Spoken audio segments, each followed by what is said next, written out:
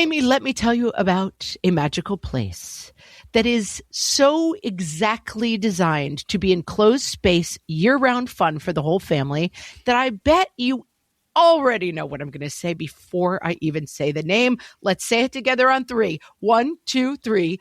Great Wolf Lodge. You got it, Amy. My kids loved Great Wolf Lodge when we went. You probably already know that it has a huge indoor water park with a wave pool, lazy river, a bunch of massive water slides. But then your pack can hit the other attractions because, wait, there's more. Great Wolf Lodge has adventure-packed attractions like Magi Quest, a live-action game kids can play throughout the lodge, plus the Northern Lights Arcade. Spent some quality time there, so your kid who loves the lazy river and your kid who loves fantasy games will both have a great time. Great Wolf Lodge also offers great dining options and complimentary daily events like nightly dance parties, all under one roof. Unpack the car once and you're settled in to have fun. And with 22 lodges across the country, you're always a short drive away from adventure. We've both had such great times at Great Wolf Lodge, so bring your pack together at a lodge near you. Learn more at greatwolf.com and strengthen the pack.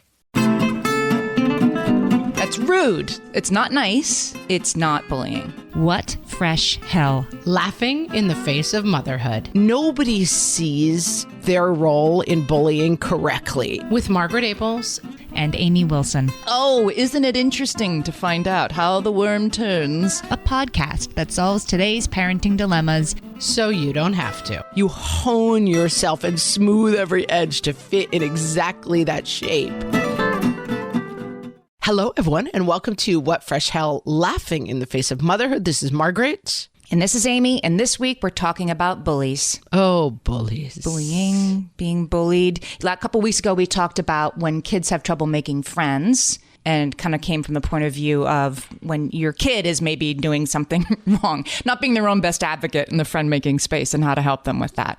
This is the other end. This is somebody's coming at your kid with unwelcome aggression. And how do you know when it's something that they need help with? And then how do you help? It's super tricky. Yeah. And I have to say, one of the hardest of all the things, I think, like from an emotional level, when you have a kid who you love and adore and think hung the moon, and people are giving them a really hard time based on like their weakest qualities, I think it just brings out the mama bear. And I think it's painful. Like, of the things I have really like cried about as a parent, this is up there. Just someone being mean to your kid stinks.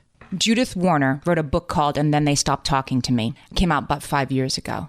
And about middle school and about relational aggression, which we're going to talk about. And her whole point, the interview's excellent. I'll link to it in the show notes. Her whole point is that when this stuff comes around again, it does trigger memories of having been this kid for yourself. And it's really hard to watch your kid go through it. And so that becomes part of the thing you have to watch for before you go lioness or mama bear and call the other parent. You know what I mean? You need to figure out how much of this story is you reliving your 11-year-old lunch money being stolen story.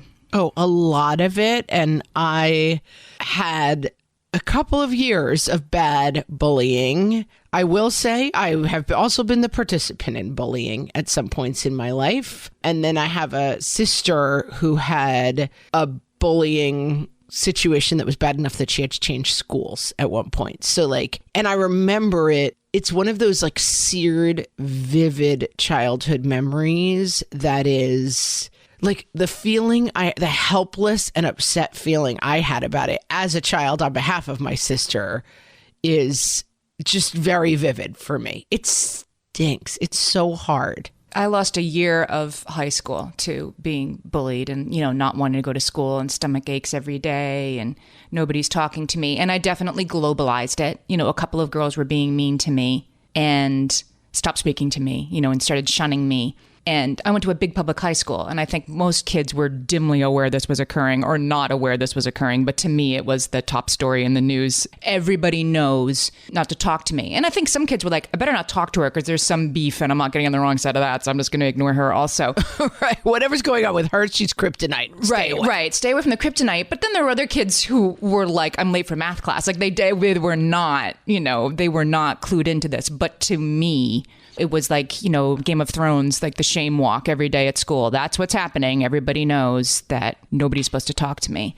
And climbing out of that is really hard. Absolutely. And I think that bullying is the kind of thing that it feels like, oh, it's little rascals and kids with your lunch money. But I went to a large public school as well, where there were situations where there were kids who had facial differences, illnesses, who were relentlessly tortured and bullied. Like, it's hard to even look back on how bad it was. And I know at least 2 adults who are involved in PTSD counseling around how bad the bullying was for them in high school. And gosh, I hope it is changing to there is a little bit more awareness around it. But I mean, this can be absolutely damaging and relentless. And I do think that back in our day, there was a little bit of like, kids will be kids, and that's not really the parents' fault and problem. And see if this is familiar to you. Sticks and stones may break my bones, but names will never hurt me. That was the advice when you're like, nobody's speaking to me as I walk through the hallways. That's sticks and stones. Let me lay this one on you.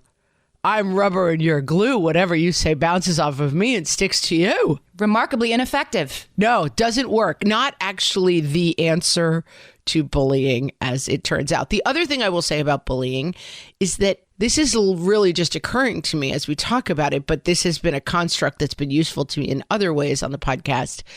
It is something very unique to childhood in the way that it happens, that you have to get up and go to a place all day, every day, where there are people who have devoted their lives to making your life a living hell by torturing you verbally. Like, it's just, at work, you would go to HR if this was happening. If I do think that there is adult bullying, I do think that there are like mom friend cliques where they ice people out, and it can be very damaging.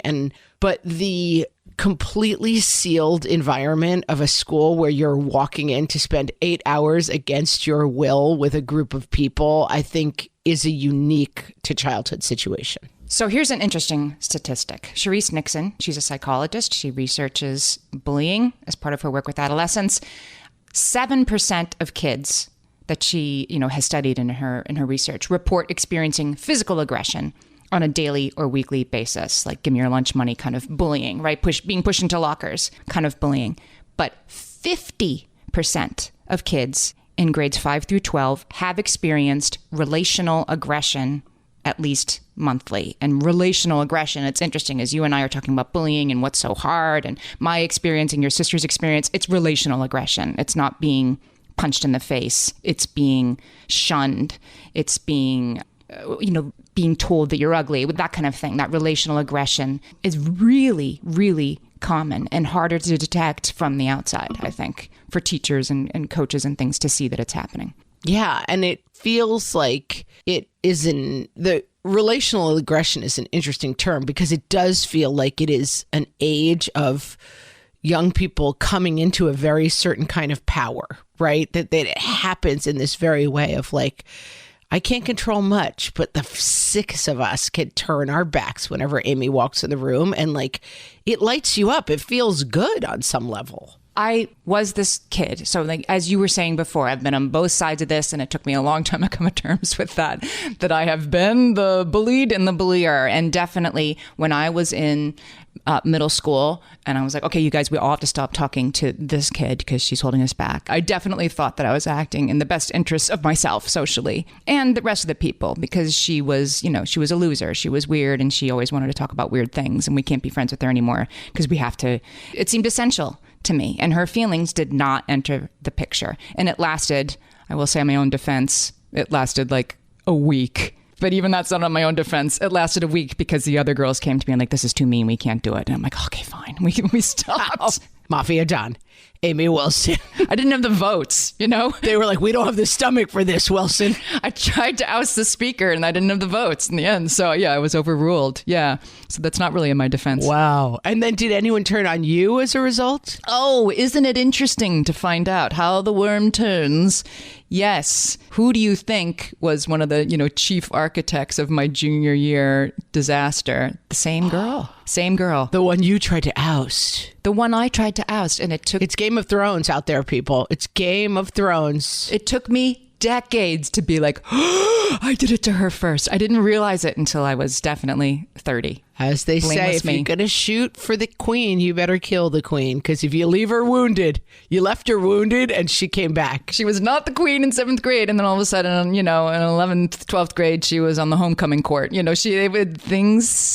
stuff happens. I was telling my daughter that. My daughter's in high school now. And of course, this stuff is a frequent topic of discussion. And then I said, okay, in 6 months, this is going to be different. The planets and stars just move through the sky. Things are going to shift. I know it feels like everything is, this can't change and this has to be this way. And you can't talk to this one because they're in that friend group. I'm like, you're right. It feels that way now. It won't feel that way. In 6 months, things are just going to change, even if you don't do anything.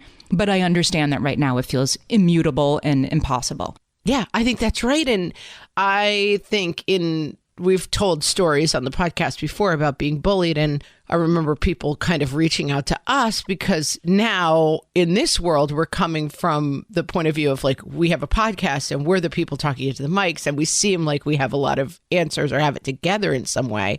And the idea to some people that both of us were the complete social outcasts who were getting the absolute brunt of the bullying was interesting in and of itself. But that's right. Yeah. In some neighboring school, there was a girl she was on a TV show, I think a soap opera or something. And it seemed like she should be the most popular kid in school. And she was from all right. bullied. Its difference at that age is so bad. And people were like, what kind of freak is on TV? I mean, what a weird thing to pick out about somebody. And I'm like, wouldn't you want to be friends with the kid who's on TV? You can go and eat their craft services. But it's just hard to say. Well, did she think she was great? I mean, I don't know all the details. I just know that she had a terrible time at school. Sometimes in schools, the goal is to become the perfectly sanded block of wood that fits in perfectly with all the perfectly, not even plain. It's whatever the shape is, you hone yourself and smooth every edge to fit in exactly that shape. And that somehow being on TV made you different than that shape. And being fat made you different in that shape. Not living in a nice house makes you different from that shape. Having an accent, eating strange lunch that your parents from a different country prepared. Your inability to hone yourself into that perfect shape.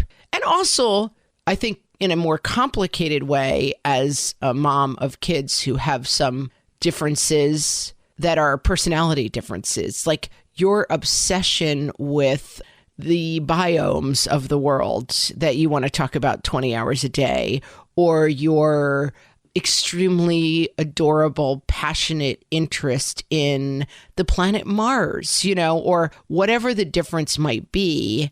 You're not in the perfect shape and therefore you must be destroyed is some sort of weird instinct that kids have. And girls more than boys. I actually looked into this because the stereotype of relational aggression is mean girls, right? And I thought, is that an unfair stereotype? Do boys do this? And so I did a little dig on this, and turns out, yes, experts do say this is more common in girls than in boys. And the reason they suggest is because girls are more verbal at an earlier age, that they tend to relate in verbal ways. And boys are maybe a little more bam bam and tend to relate in more physical ways. Make of that what you will. But I did dig and try to find that it was, a sexist stereotype that only girls do this. And the research seems to kind of bear out, yeah, this is more often girls than boys than do the relational aggression part. More often, not never. Yeah, I think boys probably the physical aggression part a little bit more, right? Doesn't that seem to track? Yes. Well, when I was in high school, I had this tough year, ended up hanging around with boys. Do you remember the show Square Pegs? Goldilocks alert. Back in my day. I mean, do I remember? Would you like me to recite several episodes of would you like me to sing this Square Peg, Square Peg, Square Pegs theme song? I mean, what do you want? Starring Sarah Jessica Parker as a teenager or like 20s, playing a teenager or something before Sex and the City. And she was the square peg and Muffy Tepperman was the popular girl. And played by? Oh, Jamie Gertz. Jamie Gertz, correct. Ding, ding, ding, ding. And Sarah Jessica Parker hung around. It was kind of like Pretty in Pink or any of these things. Like, well, I mean, look at our example. Now Sarah Jessica Parker stars on the show about like the most attractive woman in New York City, basically. It's funny. But she wore glasses on Square Peg, see? So she was ugly. Can I tell you a quick fun fact? Yes. We went on the Universal Studios tour whenever Square Pegs was on, we were so into it. And there was, Sarah Jessica Parker was like the film on the bus that plays, like it's like they make them film little things for the tourists on the bus. And she's like, here's a fun fact about me. And she took her braces off. They were like fake retainer braces. And my sister and I were like, what? And we still talk about it to this day. We use that as like a touchstone metaphor where like when something really surprising happens, I'll say to my sister, it was a Sarah Jessica Parker taking off her braces moment. Sarah Jessica Parker also had her natural hair in Square Pegs, it was before flat irons. It was not a beautiful head of hair. It was a large head of hair though. Anyway, so she's only friends with boys on Square Pegs.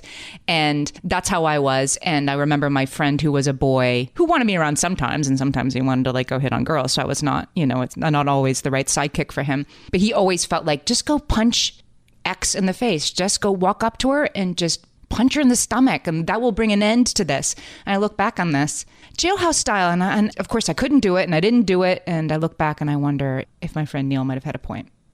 We'll be right back. Hellions, it's time for some spring cleaning, and I don't just mean the coat closets. Doing your financial spring cleaning can actually be super easy when you let Monarch do your financial spring cleaning for you. One dashboard that gets your entire financial life organized. No more clutter, no more mess, no more logins scattered everywhere, just accounts, investments, property, and more, all in one place. Get your first year of Monarch for half off, just $50 with promo code FRESH. Monarch allows you to look not only at what you've already spent, but also to plan for the future. With Monarch, you can set savings goals, plan for big purchases, and notice spending trends before they become a problem. I can generate cash flow reports that show me what we spent this quarter, this month, what we're probably going to spend next month, and feel prepared, organized, and knowing how to plan for the future. No more surprises and a lot more clarity. Try Monarch. Use code FRESH at monarch.com to get your first year half off at just $50. That's 50% off your first year at monarch.com with code FRESH. All my kids learned to swim when they were little. It was super important to me that they be confident and safe in the water. There was only one problem with that: taking them to swim lessons. I mean, the pools were freezing. There were always cranky adults doing laps right there. And it was definitely not, for any of us, what you would call fun. Amy, heard. But now there's Goldfish Swim School. Goldfish takes a really thoughtful approach to swim lessons, combining research-based teaching with a warm, kid-friendly environment that actually helps kids thrive in the water. Every detail at Goldfish is thoughtfully designed to create a golden experience, from shiver-free, warm indoor pools to comfy waiting areas for parents to professionally trained lifeguards on deck. Goldfish uses an approach called the science of swim play, which combines guided play with proven teaching techniques to help kids learn to swim, build water safety skills, and gain confidence, all at their own pace. Lessons are designed to meet kids exactly where they're at. If you've been thinking about swim lessons or just wondering where to start, this is a great opportunity. Right now, Goldfish Swim School is offering a waived membership plus your child's first lesson free at participating locations. Just visit goldfishswimschool.com/free to find a location near you and enroll using promo code FREE. That's goldfishswimschool.com/free, promo code FREE. My favorite skincare products actually feel more like self-care, like they're so nice to put on and they smell so good that I'm actually happy when I get to that part of my day.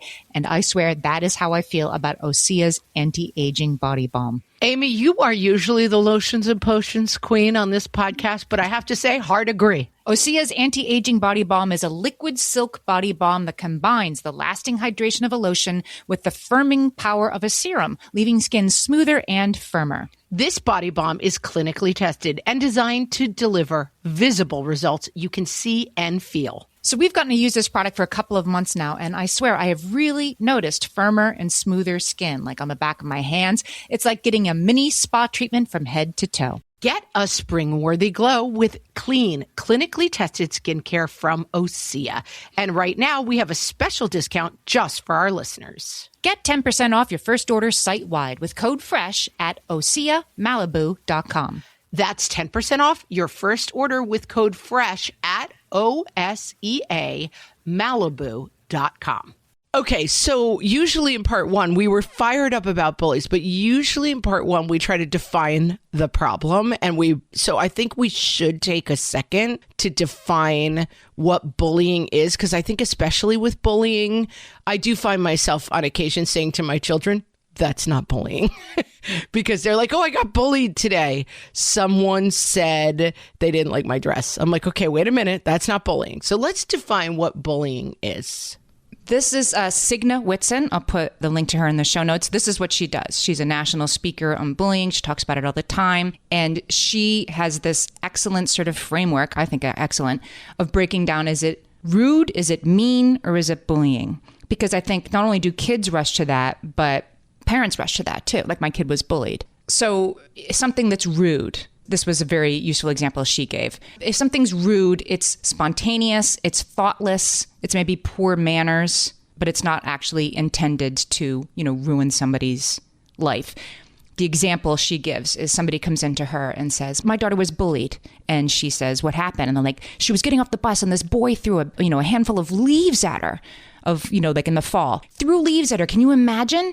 And she says, has this boy done this to her before? Like, well, no, but you can bet it'll never happen again because I'm putting a stop to this bullying. And she's like, well, what did your daughter do? Well, she threw some leaves back at him. And then what happened the next day? Oh, they just rode the bus. Like, okay, we need a little sound effect. That's not bullying. That's rude. It's not nice. It's not bullying. Yeah. And another kind of stem off of that tree, branch, shall we say, is a lot of questions. And so Britt Hawthorne talks about this in one of our episodes, Curious Questions. So there are kids who might have differences that kids ask questions about. That's also not bullying. We can talk to kids about what's appropriate. It is certainly not a kid's job who has any kind of difference to spend their entire lives explaining themselves to the world. Right, being the ambassador for, limb differences. Being the ambassador and being the person who explains why I have a limb difference all day, every day to everyone who asks, because that's just a curious question. So that might be something to work with educators around, but kids asking questions about other kids is not. Yeah. Or even if they're like, ew, why does your lunch smell weird? That's rude. That's rude. Rude. But that's what I mean. It's not that it's okay. It's just not bullying. All right. So let's go one more step to mean. The Signe Whitson says, okay, mean is one more step. Mean is purposefully saying or doing something to hurt somebody once or maybe twice. And the example that she gives is, are you seriously wearing that sweater again? Didn't you just wear it on Tuesday? That's mean. That's intended to hurt. It's nasty. It's still not bullying, she argues. You're a weirdo. Mean. Yeah. But it's still not bullying. She says bullying is intentionally aggressive behavior repeated over time that involves an imbalance of power. The bullying has to entail three key elements. There's an intent to harm. There's that power imbalance, repeated acts or threats of aggressive behavior, or threats, right? So you get pushed into a locker, or I'm going to push you into a locker if you don't give me your lunch money. And no regret or remorse when the victim expresses their hurt. That is such a good definition. I want to go back to something I said because I was talking about curious questions. That's kind of off this line entirely. All three of these things, rudeness, meanness, and bullying, are unacceptable. They're not okay. So you would correct somebody. I think a truly curious question is okay, there might be a better way to ask that, or this is why this is not this person's obligation to answer. That's probably harmless. rudeness, which is like belching in someone's face, don't do that. It's rude. Saying you're a weirdo, you shouldn't do that. It's mean. Bullying is just, it's farther down the line. But I think the idea of intentionally aggressive, repeated over time imbalance of power is a really interesting triangle to think about with bullying. An imbalance of power could be two fourth graders, but one who's got, 6 friends picking on one who has maybe not as many. And it can be so hard to see from the outside. I'm not going to name names, but one of my kids was in pre-K, and there was a kid in their pre-K class who ruled the coat room, like the area, the pegs where they hang up. Oh, man. This kid. Not the coat room queen. That's tough. And I would hear about it from my child. This kid determined who was allowed to talk to who could be in the block corner and who could be in the dress-up corner. Cersei Lannister of the coat room, basically. Yes, nothing got past this kid. I'm sure the teachers were totally unaware it was happening. Well, I know they were, and it was because there was a little bit of a vacuum. The usual teacher was out on maternity leave. And so the less experienced teacher who had replaced that teacher, I think, was a little more oblivious to just how much time was being spent whispering in the coat room area of the pre-K. Anyway, 2 kids from that class did not come back for kindergarten. 2 kids left out of a class of like 15 because it was like so rough to show up every day, the mean streets of this pre-K. And who wants to deal with Cersei Lannister of the coat room every morning before you've even had your snack? Yeah. And it was like 4 or 5-year-olds. And of course, 5 years later, that kid is not running anything, but it's this weird moment in time that can occur. And to the people who are in it, I guess this is the part that's important. That power imbalance can exist even if it's completely imperceptible or mostly imperceptible to the adult. Right? Like you'd look at this and be like, why is this kid getting to say who you can play with? What are you talking about? But to the kids, it was ironclad and real. And real for everybody involved. And I do think there's a complicating factor with bullying that is good kids, bad kids. And that bullying is very complicated. And what I have seen play out in my kids' school is kids who are bullied become the bullies later on. Kids who are the square peg to teachers, like they're kind of the difficult kid, become bullies later on because they need some source of power. Some kids are just like, these are just my friends and we're just having fun. Like we're just like this and we just really don't like her and we're expressing that and that's our right. But like nobody sees their role in bullying correctly is what I'm trying to say. It doesn't mean it's an excuse. It doesn't mean that bullies are actually great people at heart. It doesn't mean any of that. It's just that it's more complicated than I have known situations where I would have clearly identified someone as the bully and then had a conversation with their parent and they're like, it's so hard for him, school, because he's constantly bullied. And I'm like, wait a minute. I totally picture your kid as like the kid stealing lunch money.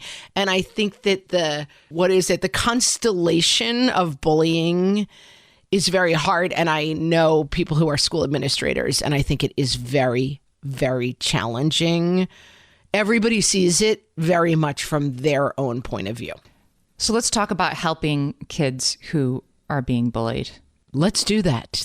That seems hard. And I think, knowing the difference, like where are we on these steps is very different to sort of calibrate your response and help the kid calibrate their response.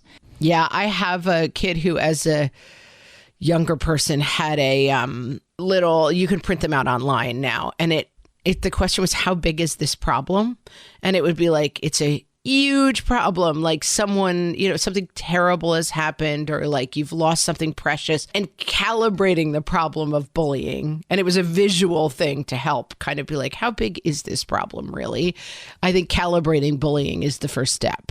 Probably, this is ironic, but if your kid is coming home and the first thing they say and they throw down their backpack is like, Billy's being mean, then that is probably an indication, not that you shouldn't discuss it and help your kid with it, but that it's probably not bullying, because Katie Hurley, who's a psychotherapist who works with adolescents, points out that the kids who are being the most bullied kind of go internal and don't come home and say, I'm being bullied every day. I'm really scared. I'm really unhappy.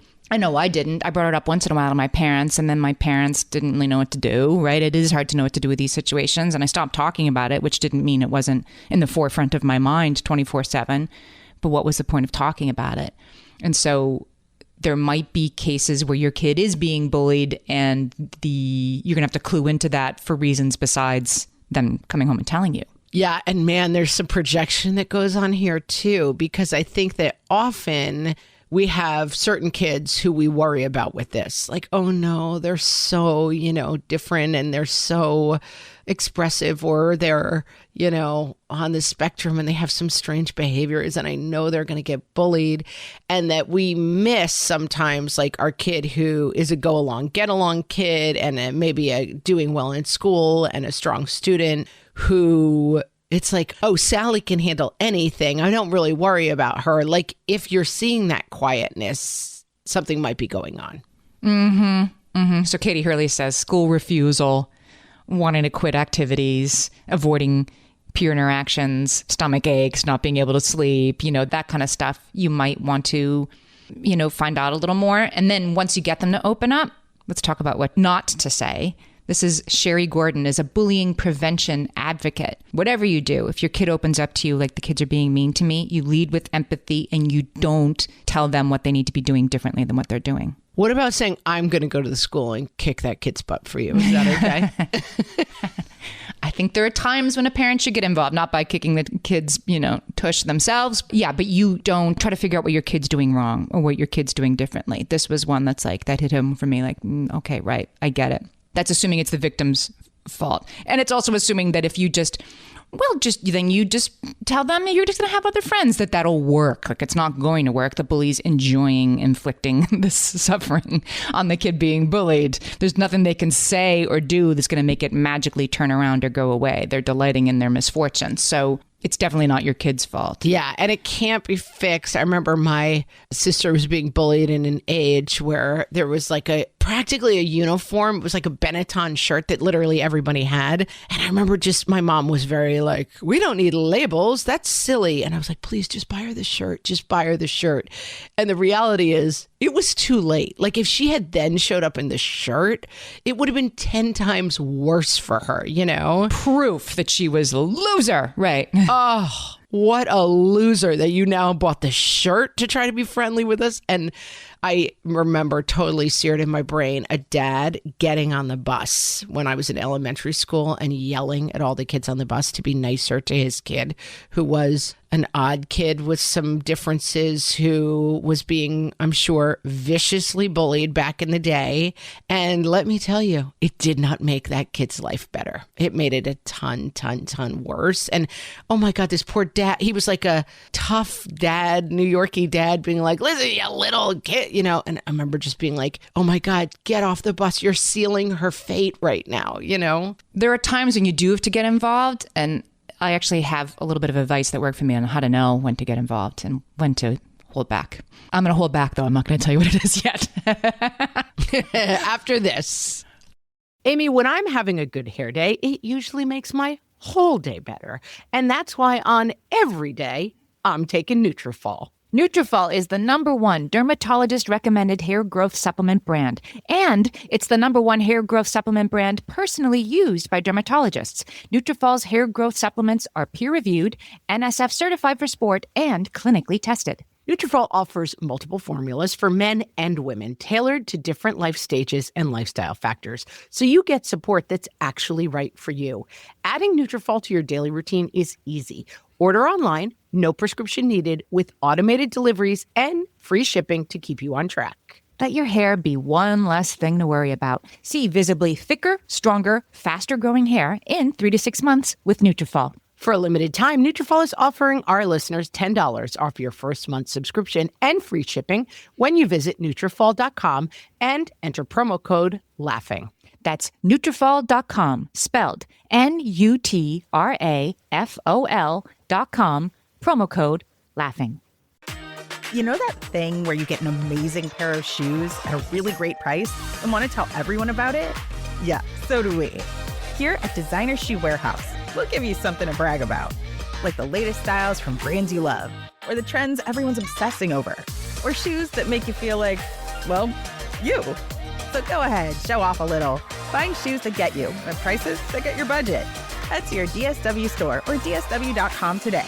DSW, let us surprise you.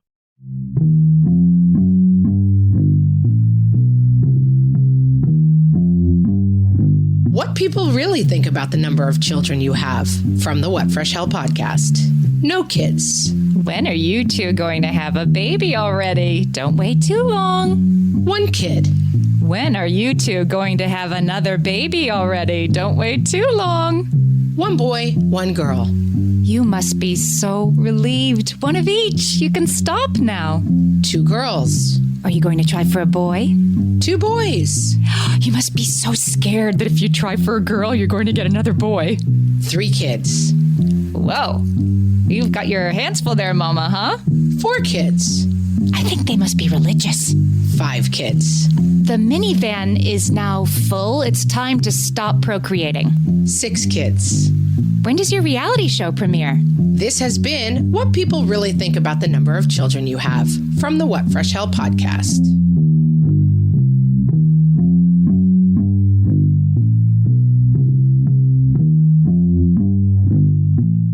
Dr. Lisa D'Amour, who we've had on the podcast, I think twice. She's amazing, adolescent psychologist. Returning guest, rarely seen. Rarely seen, exactly. And she talks about that when your kid comes to you with their troubles, whatever they are, bullying or otherwise, that the question to ask them is, do you feel like you can handle this? Or how are you going to handle this? Do you think you can handle this? Oh, that seems really smart to me. Really smart. Yeah. And so without giving too much detail, one of my kids was having trouble being bullied by somebody that they had been in a relationship with and weren't any longer.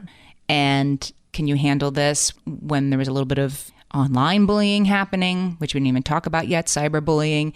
Yes, I can handle it. Yes, I can handle it. Yes, I can handle it. Then one day the kid started taking pictures of themselves outside our house. Oh. And my kid was very upset. And I said, do you need help handling this? And finally, like, yes, I need help handling this. That seems really smart to me. Yes, parent-to-parent conversation was had, and it was resolved. If not in the most calm way possible, it was resolved. But it just was so clear when this kid, okay, this has now moved into something that this kid can't handle on their own. But it really helped me just to have that question. That was how I knew when the kid needed help. When the kid said, yes, this is different. This has crossed a line. I think bullying is also often the first thing that your kids deal with that you really can't fix. I mean, that's not true if your kid has been ill or your kid, there's lots of things we can't fix. But I think acknowledging at a certain point that this can't be fixed, but we are going to put safety barriers around it as much as possible, and that this will change. I feel like the biggest thing, having seen a really tough bullying situation in my household with my sibling, was that the dinner table every night that was like, kids are terrible at this age. And like the teachers are aware of it. Everybody around you is helping to keep you safe, but there is very little we can do to control this other person's behavior. They'll get in trouble at school, maybe. It might make it worse for you, though, in the short or long term. But your safety is what we are concentrating on. And I found during bullying times that having a home to come back to where people were saying, this behavior is wrong and bad. We have no respect for the people who are doing it, but you are safe here. And we are putting kind of guardrails around this to keep you safe, is the thing that made it feel the best. Not like, we are going to make sure this stops. You're not going to make sure it stops. Like, a kid can corner your kid 6 times a day and be like, I don't care what anyone says, you stink. Like, it cannot be controlled. You cannot control other people's behavior. And that kid can get sent to detention 1,000 times. And then the terror of that kid walking back in the room from detention after they know you've sent them there is always going to feel terrible. And so I think very clear and frank conversations is something you need help with. Because making the bully sit down with your kid and be like, you used to be such good friends, what happened? Not going to work. No, Katie Hurley is like, don't do that. Do not. That's not a good idea. It happened in my situation in high school, and it was definitely counterproductive. It just added way more wood to that fire. Can you believe she went to that teacher? Mm-hmm. Yeah, you two are going to sit down and get around. And I mean, I live in a small town and the kids are in the same school from basically K through 12. It's the public school, but there's no merger schools and stuff.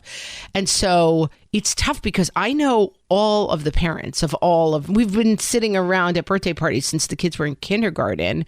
And I also think that rule of, is this something you need help with? Because I'm often tempted to pick up the phone and be like, hey, Jill, do you know that your kid's being a jerk to my kid? But suddenly, again, you're just adding fuel to you might be prolonging something that would have died on its own.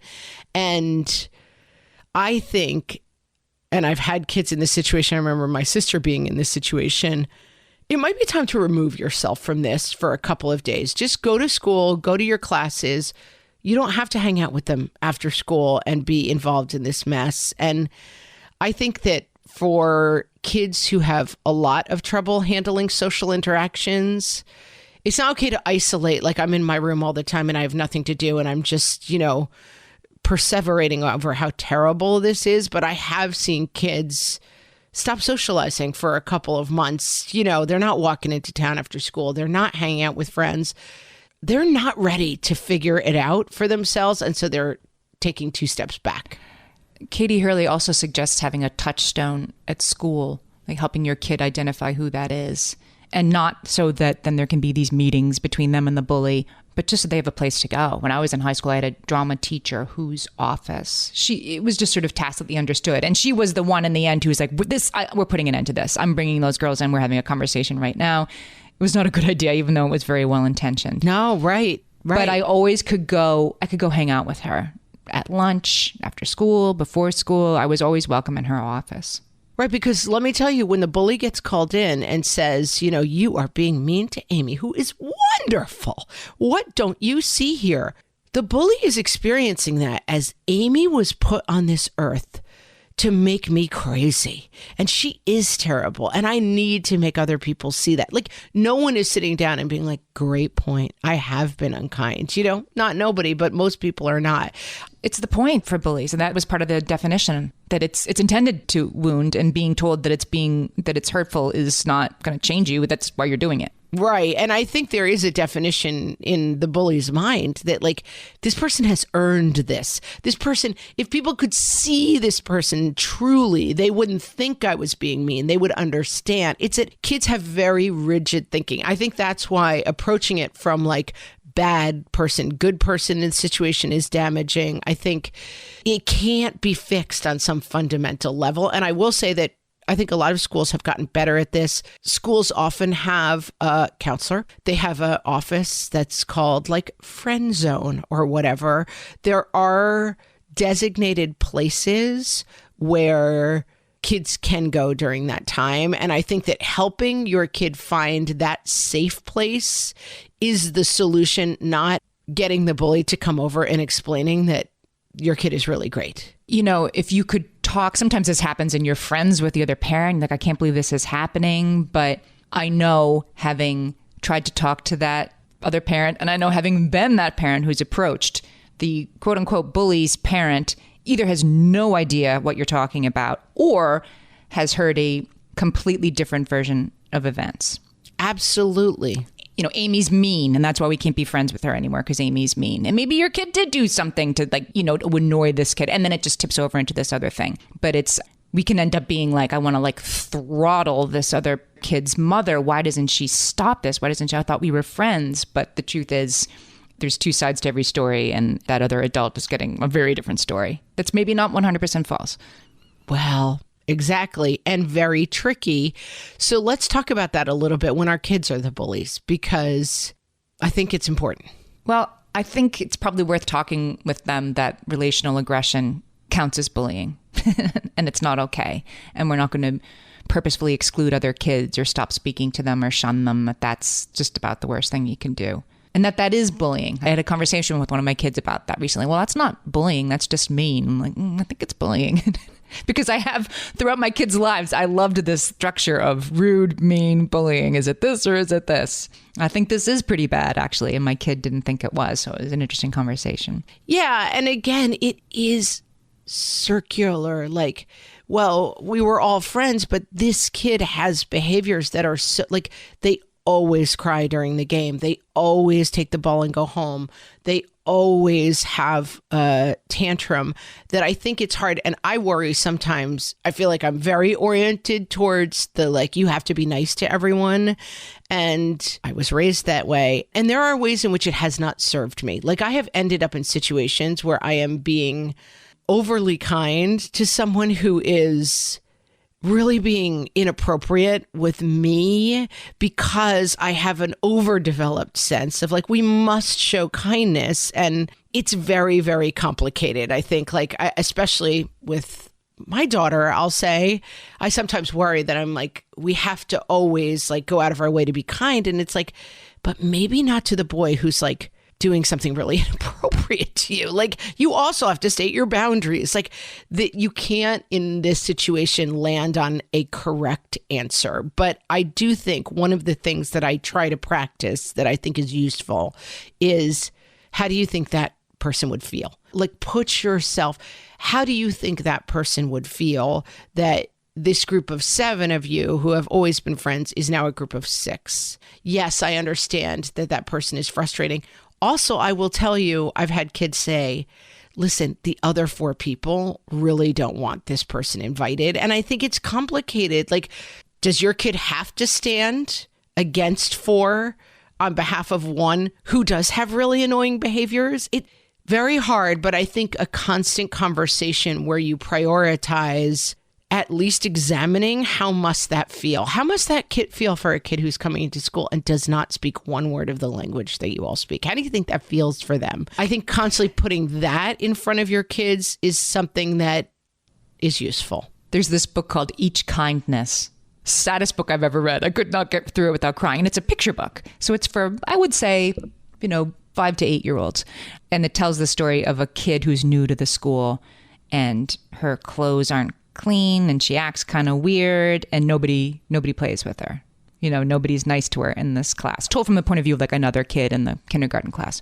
And, she's just a weirdo. And she kind of stands in the corner. I don't want to let her play with us. And so they don't. And then one day she's not there. She's only in the school for like 6 weeks and then she's gone again. And only after the kid is gone does the teacher sit down with the class and say, she's gone now. And was there anything that any of you could have done to be kinder to this child? And the scales fall from the narrator's eyes and she realizes that she could have done something nice. And she really wants now to go back and be nice to Abby or whatever the girl's name is. She wants to go back and let her sit with us, and it's too late. The kid's gone. And it's just the most, like, I think that's why it's so sad. It's so unresolved for a children's book. It isn't like, come on back, Abby. No, we're friends. Like, nope, too late now. And you were mean. It's a really lovely book for kids to help kind of understand, like, why this isn't okay. But boy, it's a tough one. Yeah. And I really think that bullying, although we like to solve it, bullying it's one of those problems that only gets solved through 1,000 conversations. It doesn't get solved in the moment ever. It always is going to be the shifting sands of, and I mean, yeah, because it is super complicated. Like, generally kids are not bullying other kids because they're doing great themselves, but that's not something a 5-year-old should or needs to understand. It's a conversation that happens over your kid's lifetime and schooling. And also, one thing that we haven't touched on that I will touch on closely is that your kids turn out exactly how you are, is kind of the rule of the whole podcast. So if we're spending all of our dinners talking about how weird and gross, cousin Shane's new boyfriend is, and how he talks in this weird way, and isn't it funny? And, that's not a great idea. Modeling the way you want your children to act is going to play a huge role in this. And I'm looking at myself. I mean, I'm a person who loves to make witty remarks, and, are they sometimes at the expense of other people? Probably. And it's something that I will say was modeled to me as a kid, that whenever I can remember coming home and I had a teacher and I was like, oh, it's really funny. He has, this weird thing on his face and everyone calls him this. And I will never forget. I think I was in 6th grade. The look of, like, shame that came over my mother's face as she said, so you're saying that you're all laughing at someone who has something on their face. And I just was like, and just I had been just caught like in my shame, basically. And I do think that the modeling goes a long way in this area. Signe Whitson, this is going to be my closer, that understanding this rude, mean bullying thing is very important, because she argues if we use the word bullying when we don't mean it, it just becomes boy who cried wolf, and we stop paying attention when we need to pay attention. And we need to be able to all discern, kids and adults, when it's crossing the line between rudeness at the bus stop and bullying that's really, really getting this kid pretty stuck. Agree. I'm feeling a part 2 on this one, Amy. I feel like we haven't even scratched the surface of some of the bullying stuff, haven't gotten into cyberbullying and some other stuff. So we may be back with even more bullying in the future. But I enjoyed this conversation. It was a good one. Me too. Thanks for listening, everybody. Join our Facebook group at facebook.com/groups/whatfreshhellcast. Tell us what you thought of the episode. Give us your best advice. Tell us what you want to hear us talk about next. Thanks for listening. We'll talk to you next time.